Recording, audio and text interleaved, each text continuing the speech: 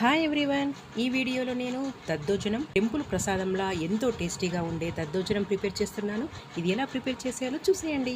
ఫస్ట్గా ఈ దద్దోజనం ప్రిపేర్ చేయడానికి అన్నం వండుకొని చల్లారేంత వరకు పక్కన పెట్టేసుకున్నాను. ఆ తర్వాత స్టవ్ ఆన్ చేసుకొని ఒక ప్యాన్ పెట్టేసుకొని తాలింపు పెట్టుకోవాలి. తాలింపు కోసం తగినంత ఆయిల్ వేసేసుకొని అందులో ఆయిల్ వేడైపోయిన తర్వాత ఆవాలు, జీలకర్ర, మినపప్పు, సన్నగా కట్ చేసిన పచ్చిమిర్చి ముక్కలు, కరివేపాకు, వెల్లుల్లి పేస్ట్ ఇవన్నీ వేసుకొని వేయించుకోవాలి. ఆ తర్వాత చివరిలో మిరియాల పొడి వేసుకోవాలి. నేను 1 కప్పు రైస్ తీసుకున్నాను కాబట్టి 20 మిరియాలు దంచేసి ఆ పొడి వేసుకున్నాను.